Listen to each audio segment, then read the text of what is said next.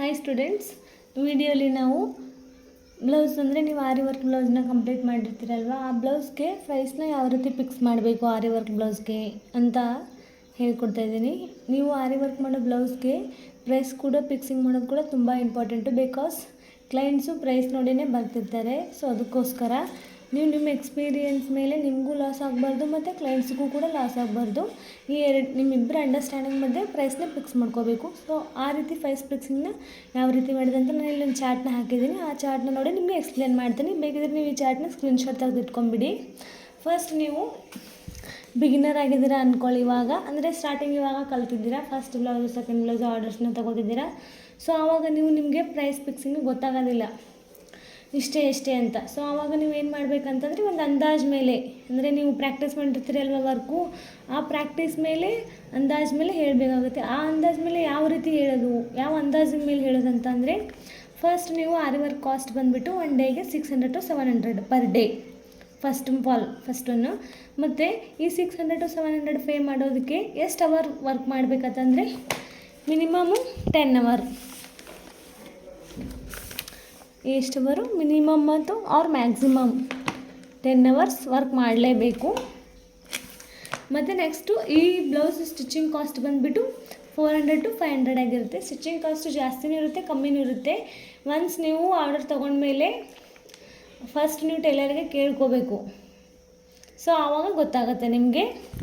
Minimum ನೀವು 1 ಡೇಗೆ 600 ಅಂದರೆ ಒನ್ 10 ಅವರ್ಸ್ ಆಗ್ತಿತ್ತಂತಂದರೆ ಅದಕ್ಕೆ 600 to 700 ಅಂತ ಹೇಳಬೇಕು. ಅವ್ರು 20 ಅವರ್ಸ್ ಆಗ್ತಂದರೆ 1400 to 1600 ಅಂತ ಹೇಳಬೇಕು ಆರಿ ವರ್ಕ್ ಕಾಸ್ಟು. ಇದು ಬಿಗಿನರ್ ಕಾಸ್ಟ್ ಆಯಿತು. ಅಂದರೆ 1 ಡೇಗೆ ನಿಮಗೆ 600 ಅಂತ ಅಂದರೆ 60 into 10 1 ಅವರ್ಗೆ 60 ರೂಪೀಸ್ ಬೀಳುತ್ತೆ ನಿಮಗೆ ಪರ್ ಡೇಗೆ. ಅಂದರೆ ಪರ್ ಅವರ್ಗೆ 60 ರೂಪೀಸ್ ಬೀಳುತ್ತೆ ನಿಮಗೆ ಸ್ಟಾರ್ಟಿಂಗಲ್ಲಿ. ನೆಕ್ಸ್ಟು ಎಕ್ಸ್ಪೀರಿಯೆನ್ಸ್ ಆದಮೇಲೆ, ಅಂದರೆ ಇವಾಗ ನಿಮಗೆ 1 ಇಯರ್ ಪ್ಲಸ್ ಆಯಿತು, ಆರ್ 2 ಇಯರ್ ಪ್ಲಸ್ ಆಯಿತು, ಆರ್ 3 ಇಯರ್ ಪ್ಲಸ್ ಆಯಿತು ಅಂದರೆ ಇದೇ ಕಾಸ್ಟಲ್ಲಿ ಮಾಡಬೇಕಾ? ಇಲ್ಲ, ಆವಾಗ ನಿಮ್ಗೆ ವರ್ಕಿಂಗ್ ಸ್ಪೀಡು ತುಂಬ ಜಾಸ್ತಿ ಆಗಿರುತ್ತೆ. ನೀವು ಸ್ಟಾರ್ಟಿಂಗ್ ಇರೋದ್ರಿಂದ ವರ್ಕಿಂಗ್ ಸ್ಪೀಡ್ ಕಮ್ಮಿ ಇರೋದ್ರಿಂದ ಜಾಸ್ತಿ ಟೈಮಲ್ಲಿ ವರ್ಕು ಕಮ್ಮಿ ಆಗುತ್ತೆ. ಸೊ ಇವಾಗ ಎಕ್ಸ್ಪೀರಿಯೆನ್ಸ್ ಆಗಿರೋದ್ರಿಂದ ಕಮ್ಮಿ ಟೈಮಲ್ಲಿ ವರ್ಕು ಜಾಸ್ತಿ ಆಗುತ್ತೆ. ಸೊ ಅದಕ್ಕೋಸ್ಕರ ನಾವು ಕೂಡ ಇಲ್ಲಿ ಇನ್ಕ್ರೀಸ್ ಮಾಡಬೇಕು. ಏನಂತ ಅಂದರೆ aari work cost 1000 rupees per day. ಅಂದರೆ ಇಲ್ಲಿ ಪರ್ ಡೇಗೆ 600 to 700 ಚಾರ್ಜ್ ಮಾಡ್ತಿದ್ರಿ. ಬಟ್ ಪ್ಲಸ್ 1 ಇಯರ್ ಎಕ್ಸ್ಪೀರಿಯೆನ್ಸ್ ಆದಮೇಲೆ 1 8 to 10 ಬ್ಲೌಸಸ್ ಆದಮೇಲೆ ನಿಮಗೆ ಡೇಗೆ ಕಾಸ್ಟು ಪರ್ ಡೇಗೆ ಕಾಸ್ಟು 1000 ರೂಪೀಸ್ ಆಗುತ್ತೆ. ಮತ್ತು ಪರ್ ಡೇಗೆ ವರ್ಕಿಂಗ್ ಅವರ್ಸ್ ಎಷ್ಟು ಮಾಡಬೇಕು ಅಂತಂದರೆ ಮಿನಿಮಮ್ ಅಲ್ಲ ಮ್ಯಾಕ್ಸಿಮಮ್ ಅಂದರೆ 8 ಅವರ್ಸ್ ನೀವು ಮಾಡಲೇಬೇಕು. ನೀವು 1 ಅವರ್ ಮಾಡಿಬಿಟ್ಟು 2 ಅವರ್ ಮಾಡಿಬಿಟ್ಟು 1000 ರೂಪೀಸ್ ಚಾರ್ಜಸ್ ಮಾಡ್ತೇನೆ ಅಂದರೆ ಕ್ಲೈಂಟ್ಸ್ ಯಾರು ಕೊಡೋದಿಲ್ಲ ಆರ್ಡರು. ಸೊ ಅದಕ್ಕೋಸ್ಕರ ಮಿನಿಮಮ್ 8 ಅವರ್ಸ್ ಮಾಡಬೇಕು. ನೆಕ್ಸ್ಟು ಸ್ಟಿಚಿಂಗ್ ಕಾಸ್ಟ್ ಬಂದುಬಿಟ್ಟು 400 to 500. ಇದು ನಾರ್ಮಲ್ಲಾಗೇ ಇರುತ್ತೆ. ಇನ್ನೊಂದು ನಿಮಗೆ ಹೇಳಬೇಕಂತ ಅಂದರೆ ಸ್ಟಿಚಿಂಗ್ ಕಾಸ್ಟ್ ಬಂದುಬಿಟ್ಟು ಈ ಥರ. ಇನ್ನೊಂದು ನಿಮ್ಗೆ ಹೇಳಬೇಕಂತ ಅಂದರೆ ಸ್ಟಿಚಿಂಗ್ ಕಾಸ್ಟ್ ಏನಿರುತ್ತೆ ಅದು ಬಂದುಬಿಟ್ಟು ಈ ಥರ ಯೂನೆಕ್ ಏನಿರುತ್ತೆ ಅಲ್ವಾ, ಅದಕ್ಕೆ 400 to 500 ಚಾರ್ಜಸ್ ಮಾಡ್ತಾರೆ. ಇದರಲ್ಲೇ ಈ ಥರ ಬರುತ್ತಲ್ವ ಬ್ರಾಡ್ ನೆಕ್ಕು ಈ ಥರ, ಮತ್ತು ಇಲ್ಲಿ ಬಂದುಬಿಟ್ಟು ಟ್ಯಾಸಲ್ಸು, ಮತ್ತು ಈ ಸ್ಲೀವ್ಸ್ಗೆಲ್ಲ ಕಟ್ ವರ್ಕ್ ಇರುತ್ತೆ. ಮತ್ತು ಈ ಥರ ಟೆಂಪಲ್ ಥರ ಡಿಸೈನ್ಸ್ ಬರುತ್ತಲ್ವ, ಅದಕ್ಕೆಲ್ಲ ಕಾಸ್ಟು ಜಾಸ್ತಿ ಇರುತ್ತೆ. ನೀವು ಒಂಥರ ಕ್ಲೈಂಟ್ಸಿಂದ ಆರ್ಡರ್ ತೊಗೊಂಡ್ಮೇಲೆ ನಿಮ್ಮ ಟೈಲರ್ಗೆ ಕೇಳಿಕೊಂಡು ಅದನ್ನು ಕನ್ಫರ್ಮ್ ಮಾಡ್ಕೊಳ್ಳಿ. ನೀವು ಆರ್ಡರ್ಸ್ ತೊಗೋಬೇಕಾದ್ರೆ ಕೆಲವೊಂದು ಕ್ಲೈಂಟ್ಸು ಜಸ್ಟ್ ಎಂಬ್ರಾಯ್ಡ್ರಿ ವರ್ಕ್ ಅಷ್ಟೇ ಮಾಡಿಕೊಡಿ, ಸ್ಟಿಚಿಂಗ್ನ ನಾವೇ ಮಾಡ್ಕೋತೀವಿ ಅಂತಾರೆ. ಇನ್ನು ಕೆಲವೊಬ್ಬರು ಸ್ಟಿಚಿಂಗ್ ವಿತ್ ಎಂಬ್ರಾಯ್ಡ್ರಿ ಎರಡೂ ಕೊಡ್ತಾರೆ. ಸೊ ನೀವು ಫಸ್ಟೇ ಸ್ಟಿಚಿಂಗ್ ಕಾಸ್ಟು ಮತ್ತು ಎಂಬ್ರಾಯ್ಡರಿ ಕಾಸ್ಟನ್ನ ಬೇರೆನೇ ಹೇಳಬೇಕು ಕ್ಲೈಂಟ್ಸ್ಗೆ.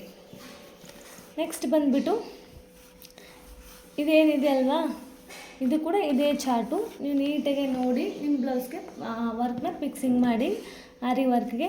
ಇದು ಎಕ್ಸ್ಪೀರಿಯೆನ್ಸ್ ಆದಮೇಲೆ ಎಷ್ಟು ಬೀಳುತ್ತೆ ಪರ್ ಡೇಗೆ ಅಂತ ಅಂದರೆ ಪರ್ ಡೇಗೆ 8 ಅವರ್ಸು ಮತ್ತು 1000 ರೂಪೀಸ್ ಬೀಳುತ್ತೆ.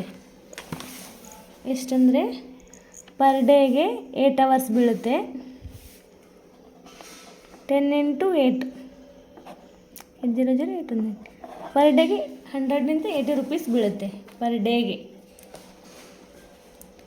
ಅಂದರೆ ಪರ್ ಅವರ್ಗೆ 100 ಬೀಳುತ್ತೆ. ಅವ್ರು 120ನಿಂದ 100 to 120 ಬೀಳುತ್ತೆ ಪರ್ ಅವರ್ಗೆ ಎಕ್ಸ್ಪೀರಿಯನ್ಸ್ ಆದಮೇಲೆ. ಬಟ್ ಸ್ಟಾರ್ಟಿಂಗಲ್ಲಿ ನಿಮಗೆ ಪರ್ ಅವರ್ಗೆ 60 to 70 ಬೀಳುತ್ತೆ.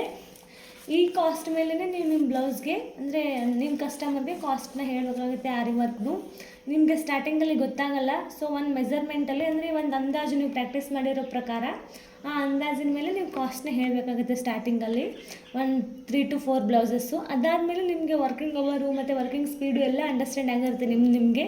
ಸೊ ತಾನಾಗೆ ಇನ್ಕ್ರೀಸ್ ಆಗ್ತಾ ಹೋಗುತ್ತೆ. Okay, thank you.